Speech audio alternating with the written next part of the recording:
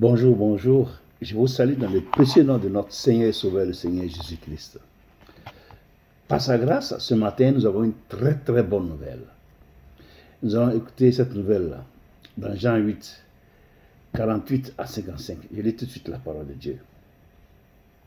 Les Juifs lui répondirent, « N'avons-nous pas raison de dire que tu es un Samaritain et que tu as un démon ?»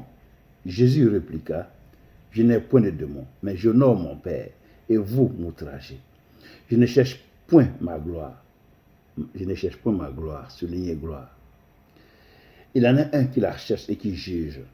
En vérité, je vous le dis, si quelqu'un garde ma parole, il ne verra jamais la mort. Maintenant, lui dit les Juifs, nous connaissons que tu as un démon. Abraham est mort, les prophètes aussi. Et tu dis, si quelqu'un garde ma parole, il ne verra jamais la mort.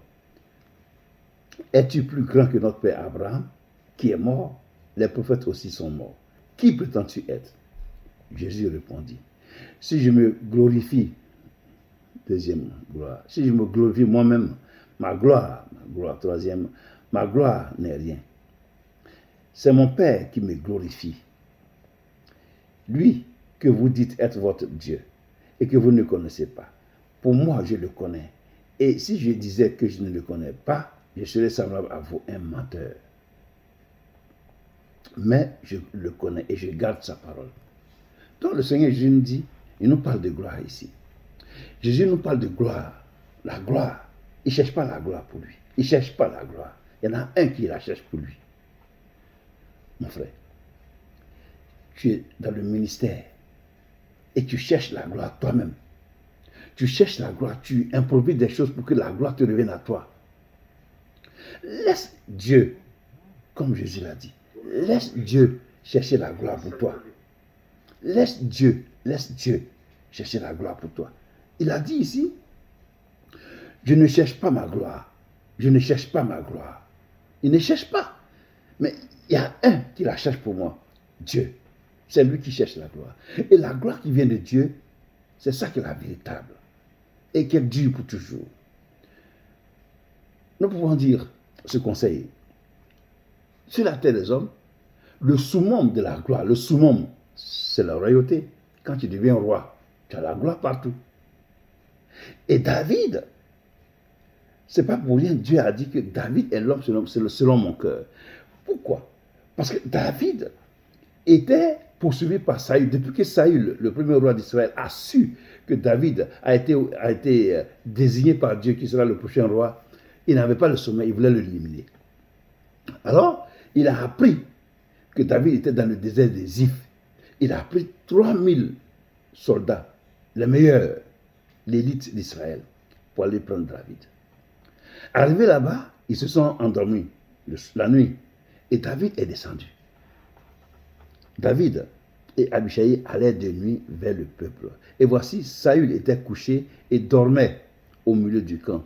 Et sa lance était fixée en terre à son chevet. Abner et le peuple étaient couchés autour de lui. Abishai, c'est le frère du général Joab, du général de David. Abishai dit à David, Dieu livre aujourd'hui ton ennemi entre tes mains. Laisse-moi, je te prie, le frapper de ma lance et le clouer en terre d'un seul coup, pour que je n'ai pas à y revenir. Mais David dit à Abishai, ne détruis pas. Qui pourrait impunément porter la main sur loin de l'Éternel? Et David dit, l'Éternel est vivant. C'est à l'Éternel seul de le frapper, soit que son jour vienne et qu'il meure, soit qu'il descende sur un champ de bataille et qu'il y périsse. Loin de moi, par l'Éternel, de porter la main sur loin de l'Éternel.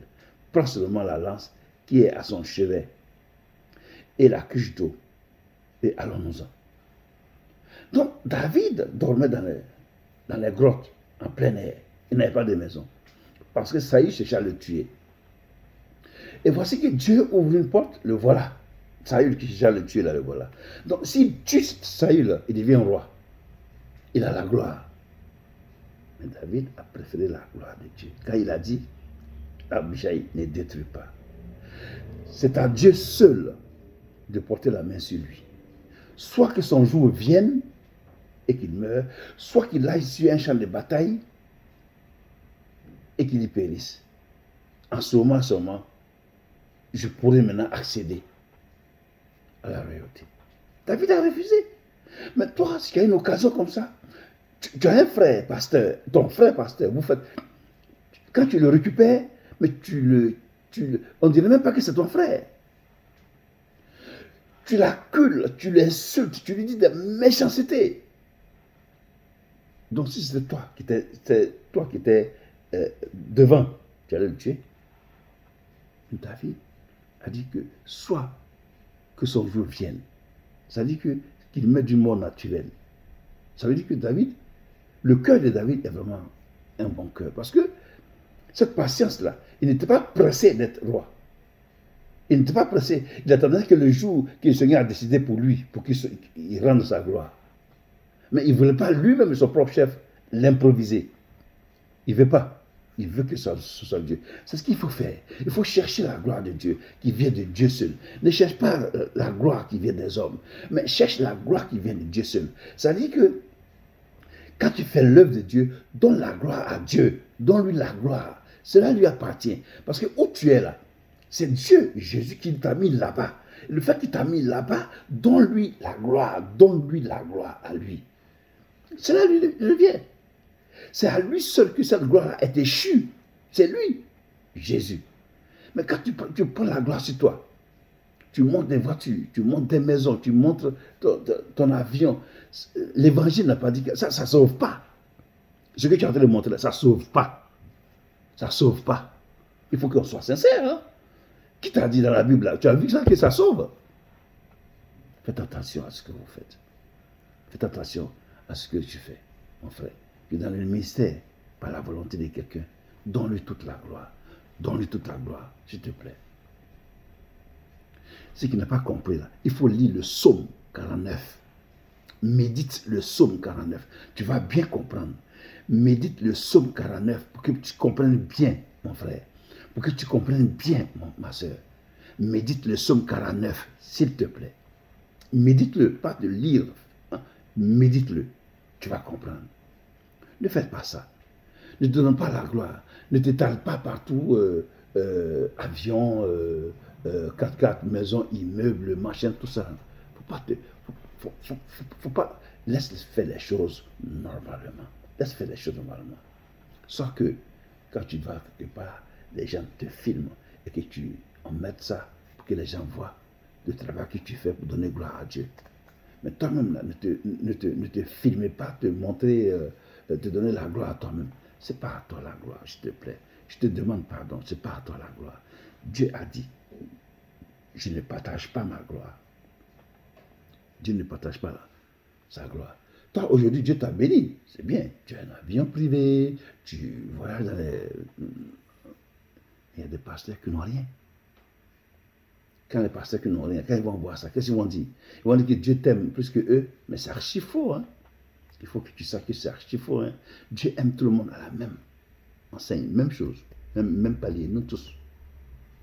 Mais c'est celui-là qui fait la volonté de Dieu. C'est celui-là que Dieu a les yeux sur lui, selon sa parole. Donc, la gloire revient à Dieu. Prends l'exemple de David et ce que le Seigneur Jésus a dit ici. Tu comprends? Il dit, je ne cherche point ma gloire. Il dit, ne cherche pas sa gloire. Tu vois? Hein? Il dit, ne cherche pas sa gloire. Il en a un qui la cherche pour lui. Celui qui la cherche là, c'est Dieu. Tu comprends? C'est Dieu qui cherche la gloire pour lui. C'est mon Père, il dit, si je me glorifie moi-même, ma gloire n'est rien. Si quand tu te glorifies toi-même là, ta gloire n'est rien.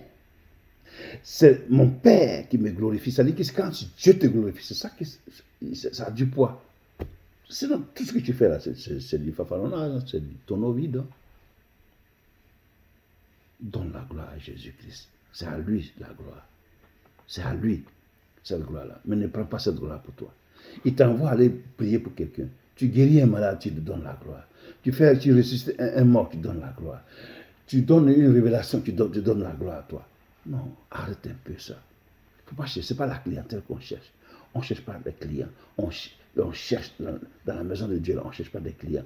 On cherche à faire la volonté de notre Père qui est dans les cieux. C'est tout ce qu'on fait. Et il tire. Il a dit, nul ne vient à moi si le Père ne l'attire. Donc Dieu t'envoie des personnes à cause du don qu'il a mis en toi, là, pour que tu les dérives, pour que tu leur parles de l'évangile et qu'ils soient sauvés. Tu comprends? Donc ne cherche pas avec ta force des clients. Il n'y a pas de clientèle. Ce n'est pas une marchandise, ce n'est pas un commerce. Ce n'est pas un commerce qu'on fait dans la maison de Dieu. La preuve, Jésus a chassé ceux qui faisaient le commerce là. Et c'est toi qui vas venir faire commerce maintenant à ta manière. Non. Mon frère, calme-toi. Calme-toi. Lis la parole là. Et mets juste la parole en pratique. Lis-la. Lis-la comme elle est. Et simplement, un cœur simple et honnête, mets-la en pratique honnêtement. Afin de faire la volonté de Dieu. Et donner la gloire au Seigneur Jésus qui t'a envoyé. Et qui ne va pas t'oublier pour ce que tu fais pour lui. Parce qu'il est fidèle. Que Dieu te bénisse. Et que Dieu te ramène sur le droit chemin. Fuis l'orgueil. Fuis l'orgueil. Fuis l'orgueil. Fuis l'orgueil. Et laisse Dieu t'élever. Humilie-toi. Et laisse ton Dieu t'élever. Il est fidèle. Que toute la gloire lui soit rendue. Au nom de Jésus. Au revoir.